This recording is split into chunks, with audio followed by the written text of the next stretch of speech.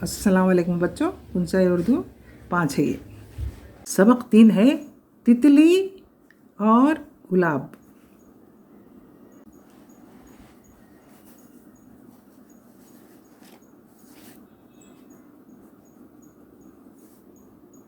बच्चों, इसे पैरा कहते हैं, यानी इसका एक मौजू है।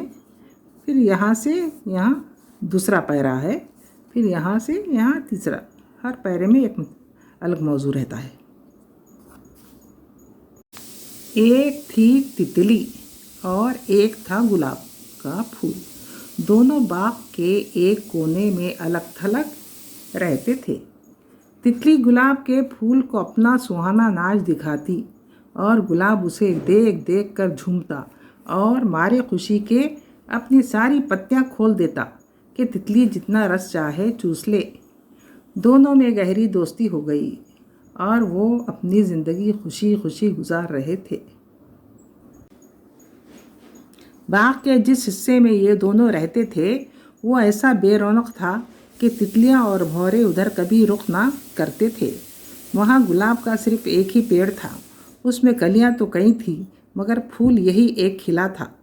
तितली गुलाब के उस फूल को दुनिया का सबसे हसीन फूल समझती थी और गुलाब तितली को दुनिया की सबसे हसीन तितली।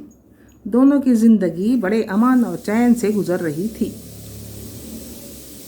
एक दिन इत्तेफाक से तितलियों का एक झुरमुट उधर आ निकला। वो सब की सब हसीन थी। उनके पर रंग बिरंगे और नाजुक थे और उन पर नहायत खुशनुमा चत्तियाँ पड़ी हुई थीं। बाग की तितली खूबसूरती में उनकी गर्द को भी नहीं पहुंचती थी। उसके पर नाजुक तो थे, मगर उनका रंग न सुर्ख था, न नीला और न अर्गवानी। वो सफ़ेद थे और बस। तितली और गुलाब दोनों बड़ी हैरानी से उन्हें देखने लगे। ये झुरमुट बाग के उस कोने में सिर्फ पल भर के लिए रुका और फिर आगे बढ़ गया। तितलियों को शायद बाग का ये वीराना पसंद ना आया।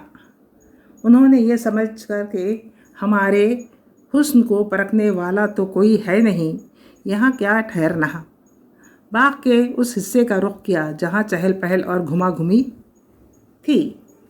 रंगारंग और किस्म किस्म के फूल खिले थे। संगमरमर का हौज था। वो चाहती थी कि इस शफाफ पानी में अपना अक्स देखें और हौज की रंगीन खूबसूरत मछलियों से बातें करें।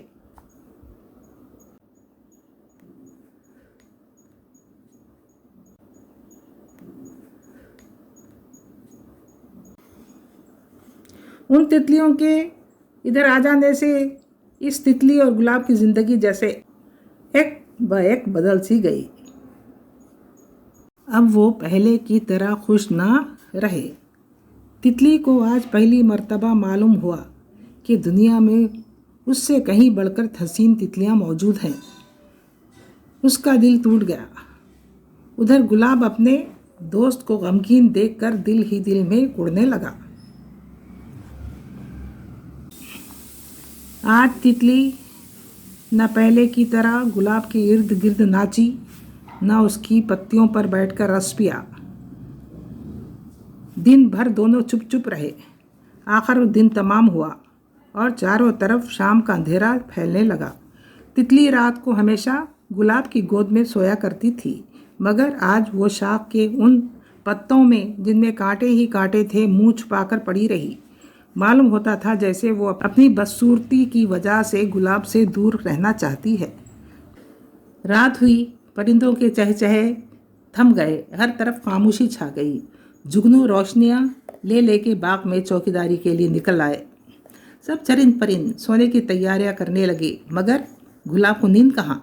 वो अपने दोस्त के गम का राज समझ गया था और दिल ही दिल में ऐसी तदबीरें सोच रहा था जिससे तितली हसीन बन जाए। आधी रात गुजर गई, मगर फूल अब भी सोच रहा था। एकाएक एक तरकीब उसके जहन में आई। इसने झुककर तितली की तरफ देखा। वो उससे थोड़े फासले पर शाख के हरे पत्तों में बेखबर सो रही थी। फूल ने अपना सारा जोर लगाकर अपनी पत्तियों को सुकेड़ना और उनके नाजुक रगों से सुर्ख रस खींचना शुरू किया। इस अमल से गुलाब को बहुत तकलीफ हुई, मगर वो फिर भी खुश था, क्योंकि ये सब तकलीफ वो अपने दोस्त को खुश करने के लिए उठा रहा था। थोड़ी देर में गुलाब की कटोरी से सुर्ख सुर्ख खतरे उस जगह टपकने लगे जहाँ तितली अपनी बदसूरती का गमगीन ख्वाब देख रही थी। रात भर गुलाब के ये सुर्ख सुर्ख खतरे तितली के सफ़ेद मलगजे परों पर गिरते और उनमें जज्ब होते रहे। सुबह को सूरज की पहली किरण पड़ते ही तितली की आँख खुल गई। उसकी नज़र जैसे ही अपने परों पर पड़ी, उसके मुंह से खुशी की चीख निकल गई। अब उसके पर उन तितलियों के परों से भी ज़्यादा खुशनुमा थे जो एक दिन पहले उधर से गुजरी थीं। सफ़ेद सफ़ेद परों पर सुर्ख सुर्ख चत्तियाँ यूं चमक रही थीं, गोया तितली के परों पर नन्हे नन्हे लाल टके हों। एक बात उसके परों में ऐसी थी जो दुनिया की किसी तितली के परों में नहीं थी। वो ये कि उसके परों से गुलाब की भीनी भीनी खुशबू निकलती थी, जैसे गुलाब का इतर लगा रखा हो।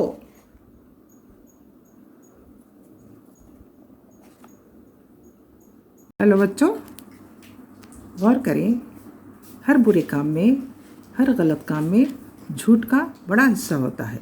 इसलिए अपने आप को झूठ से बचाइए, झूठ ना बोलें और झूठ ना सुनें।